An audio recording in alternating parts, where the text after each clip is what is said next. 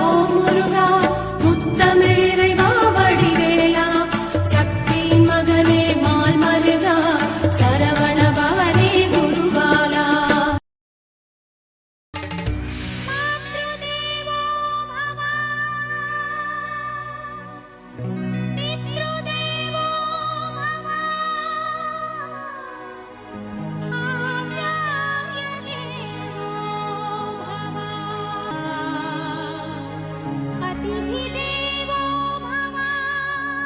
திருவாழ்க திருவேல் குருவாழ்க குருவே துணை. அன்பர் அனைவருக்கும் திரு விசாஜோதரத்தின் சிவகுருநாதனின் அன்பான இனிய காலை வணக்கங்கள். ஓம் கம் கணபதி நமக, முருகாசரணம், கந்தாசரணம், ஓம் சோம் சரணபாய நமக. இந்த பதிவில் நாம் குரு பயிற்சியினுடைய பலன்களை பார்க்க இருக்கிறோம். அதாவது அண்டத்தில் உள்ளதுதான் பிண்டத்தில் உள்ளது என்பார்கள், பிண்டத்தில் உள்ளதுதான் அண்டத்தில் இருக்கிறது என்பார்கள். ஆகவே கிரகங்களின் நகர்வுகள் ஒரு மனிதனின் வாழ்க்கையில், உடலில், வாழ்க்கையில் நல்ல ஒரு மாற்றத்தை தருகிறது என்பது ஜோதிடத்தின் நீதி. ஆகவே ஒரு ஜாதகத்தை பார்க்கும் பொழுது கோள்களின் நகர்வு, அதாவது கோச்சாரம் என்பார்கள், அதையும் சேர்த்து வைத்து தான் பலம் பார்ப்பார்கள். அப்படி கோள்களின் நகர்வு என்ற கோச்சாரத்தை பார்க்கும்பொழுது சந்திரன் ஒரு ராசி ஒரு நாளுக்கு ஒரு தடவை கிடக்கிறார். செவ்வாய் புதன் சுக்கிரன் கிட்டத்தட்ட ஒவ்வொரு கிரகமும் ஒரு மாதத்தில் ஒரு ராசி கடப்பதாக வருகிறது. ஆகவே இந்த தினமாச கிரகங்களை தவிர்த்து வருட கிரகங்களாகிய குரு, சனி, ராகு, கேதுனுடைய பயிற்சிகள் மிகப்பெரிய தாக்கத்தை மனிதனின் வாழ்க்கையில் ஏற்படுத்துகிறது. ஆகவே தான் எல்லோரும் இந்த குரு, சனி, ராகு, கேது பயிற்சியை மிகவும் முக்கியமாக பார்க்கிறார்கள். அந்த வகையில் இந்த வருடத்தில் நமக்கு குரு பயிற்சியும் ராகு கேது பயிற்சியும் இருக்கிறது. அதில் முதலாக வருவது குரு பயிற்சி. அந்த குரு பயிற்சியினுடைய பலன்களை தான் நாம் இங்கே பார்க்க இருக்கிறோம். ஆகவே இந்த வருடம் வைகாசி மாதம் 18ஆம் தேதி, அதாவது ஜூன் 1, 2026 திங்கட்கிழமை இரவு 1:50 மணிக்கு சூரிய உதயாதி 49.44 நாழிகை அளவில் திருக்கணித பஞ்சாங்கப்படி குரு பகவான் மிதன ராசியிலிருந்து கடகராசிக்கு செல்கிறார். அதே குரு பகவான் ஐப்பசி மாதம் 14ஆம் தேதி, அதாவது அக்டோபர் 31, 2026 சனிக்கிழமை பகல் 12:02 மணிக்கு சூரிய உதயாதி 14.33 நாழிகை அளவில் திருக்கணித பஞ்சாங்கப்படி குரு பகவான் அதிசாரமாக கடகராசியிலிருந்து சிம்மராசிக்கு செல்கிறார். தை மாதம் 10ஆம் தேதி, அதாவது ஜனவரி 24, 2027 ஞாயிற்றுக்கிழமை இரவு 1:32 மணிக்கு சூரிய உதயாதி 48.55 நாழிகை அளவில் திருக்கணித பஞ்சாங்கப்படி குரு பகவான் வக்ரகதியில் சிம்மராசியிலிருந்து கடகராசிக்கு திரும்புகிறார். இதுதான் இந்த ஒரு வருடத்தில் நடக்கக்கூடிய குருவினுடைய நகர்வுகள். அதே நமது வாக்கிய பஞ்சாங்கப்படி பார்த்தோம் என்றால் வைகாசி மாதம் 12ஆம் தேதி 26/5/2026 செவ்வாய்க்கிழமை பகல் 11:07 மணிக்கு சூரிய உதயாதி 12:49 நாழிகை அளவில் வாக்கியப்படி குரு பகவான் மிதனராசியிலிருந்து கடகராசிக்கு செல்கிறார்.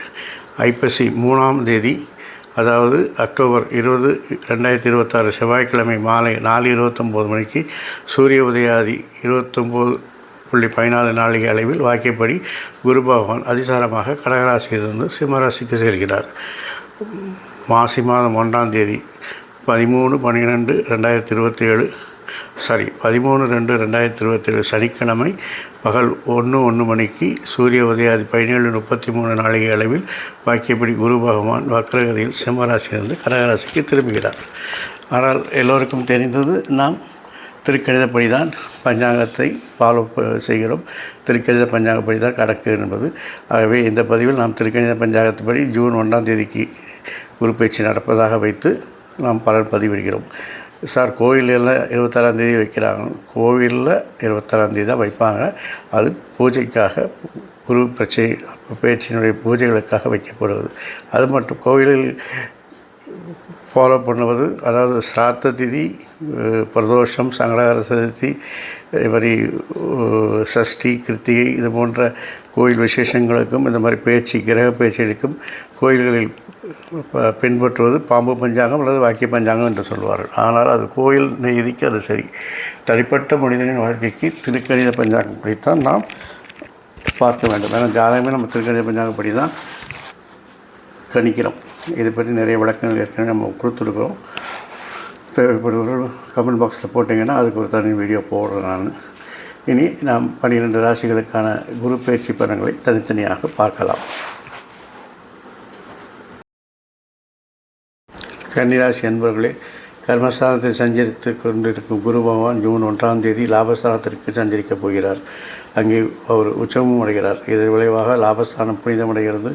வருமானங்கள் திருப்திகரமாக இருக்கும். தொழில் வாடிக்கையாளர்கள் எண்ணிக்கை அதிகரிக்கும். புதிய திட்டங்களை தீட்டி வெற்றி காண்பீர்கள். புனித பயணங்களும் வெளிநாட்டு முயற்சிகளும் கைகூடும்.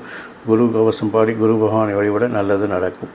உங்கள் ராசிக்கு 4க்கும் 7க்கும் அதிபதியான குரு பகவான் 12ஆம் இடத்தில் உச்சமடைவதால் லாபஸ்தானம் புனிதமடைகிறது. குடும்பத்தில் ஒன்றுக்கு மேற்பட்டோர் சம்பாதிக்கும் வாய்ப்புகள் உண்டாகும். தொழிலில் கூடுதல் லாபம் கிடைக்கும். வெளிநாடு சென்று பணிபுரிய வேண்டும் நினைத்தவர்களுக்கு அந்த முயற்சிகள் கைகூடும். தற்காலிக பணிகள் உள்ளவர்களுக்கு நிரந்தர பணி அமையும். பணி ஓய்வுக்கு பிறகு கூட மீண்டும் வேலை எடுத்து மகிழ்ச்சி காண்பீர்கள். எதிர்பாராத அதிர்ஷ்டமும் வருமானமும் உங்களை தேடி வரும். குரு பகவான் உங்கள் ராசிக்கு 3, 5, 7 இடங்களை பார்வை செய்து அந்த இடங்களை பலப்படுத்துகிறார். அதனால் அந்த இடங்களுக்குரிய ஆதிபத்தியங்கள் எல்லாம் மிக சிறப்பாக அமையும். தெளிவு பிறக்கும். மனம் ஊக்கமும் உற்சாகத்துடன் திளைக்கும். உள்ளத்தில் குடிகொள்ளும் எல்லா காரியங்களும் உங்களுக்கு வெற்றிகரமாக இருக்கும். கடன் சுமை குறைந்து கவலைகள் தீரும்.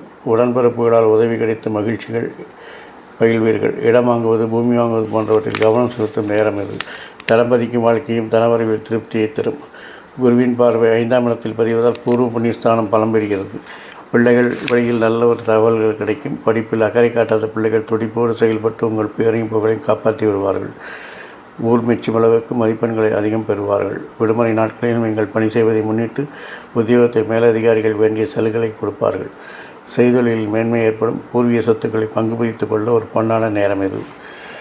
7ஆம் இடத்தை குரு பகவான் பார்ப்பதால் வாழ்க்கை துணையை பற்றி அறிந்து கொள்ளும் இடம் புனிதமடைகிறது. எனவே கல்யாண கனவுகள் நனவாகும். கற்பனை செய்து வைத்திருந்தவை எல்லாம் உங்களுக்கு நனவாகக்கூடும். வீட்டில் மங்கள ஓசை கேட்கவில்லை என்று கவலைப்பட்டவர்களுக்கு மங்கள ஓசையும் மழலை ஓசை கேட்கவில்லை என்று பெற்றோரின் ஆசைகளும் பெற்றோரின் மணி விழா முத்துவிழாக நடைபெறவில்லை என்று கவலைப்பட்ட பிள்ளைகளின் வாசைகளும் அரசு தொடர்பான தகவல்கள் எல்லாம் உங்களுக்கு அனுகூலமாக எல்லாமே உங்களுக்கு மகிழ்ச்சியை கொடுக்கக்கூடியதாக இருக்கிறது. வெளிநாட்டில் பணிபுரிய நினைத்தவர்களுக்கு வெளிநாட்டு வாய்ப்புகள் தானாகவே கைகூடி வரும். ஜனவரி 20ஆம் தேதி குரு வக்ரபெறும் காலத்தில் அசையா சொத்துக்கள் வாங்குவதில் ஆர்வம் காட்டுவீர்கள். மோதல்கள் அகலும். முன்னேற்றம் கூடும். வேதனைகள் அகலும். வெற்றி வாய்ப்புகள் வீடு தேடி வரும். கொடுத்த கடன்கள் வசூலாகும். தனித்தனியாக தம்பதிகள் பணிபுரிந்து வந்தாலும் இப்போது ஒரே இடத்தில் வேலை பார்க்கும் வாய்ப்புகள் கிடைக்கும். பெண்களை பொறுத்தவரையில் பண நெருக்கடி அகலும். பாராட்டும் புகழும் உங்களுக்கு தேடி வரும். நினைத்ததை நினைத்தபடி செய்து முடிப்பீர்கள். தம்பதியர்கள் ஒற்றுமை ஓங்கும். தாய்வழி ஆதரவு கிடைக்கும். இடம் வாங்கி வீடு கட்டுவீர்கள்.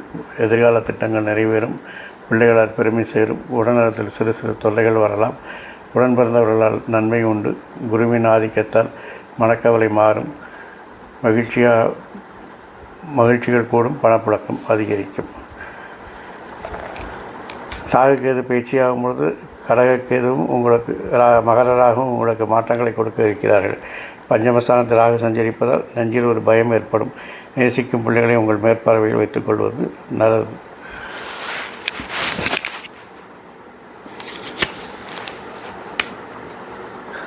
புனர்பூச காலில் குரு சஞ்சரிக்கும் பொழுது குடும்ப முன்னேற்றம் சிறப்பாக இருக்கும். கொடுக்கல் வாங்கல் இருந்த மந்த நிலை அகலும். தடைப்பட்ட காரியங்கள் தானாக நடைபெறும். ஆரோக்கிய தொல்லைகள் அகன்று உற்சாகத்துடன் பணிபுரிவீர்கள். உத்தியோகத்தில் உள்ளவர்களுக்கு உன்னத வாய்ப்பு தேடி வரும். நெருக்கடி நிலை மாறும். நினைத்தது நடக்கும். பூச நட்சத்திர காலத்தில் குரு பகவான் சஞ்சரிக்கும் பொழுது பெற்ற பிள்ளைகளால் பெருமைகள் வந்து சேரும். உற்ற நண்பர்கள் உறுதுணையாக இருப்பார்கள். கற்ற கல்விக்கேற்ற வேலைகள் கிடைக்கும். பொருளாதார நிலையில் உயர்வு ஏற்படும். பொதுநலத்தில் உள்ளவர்களுக்கு செல்வாக்கு அதிகரிக்கும்.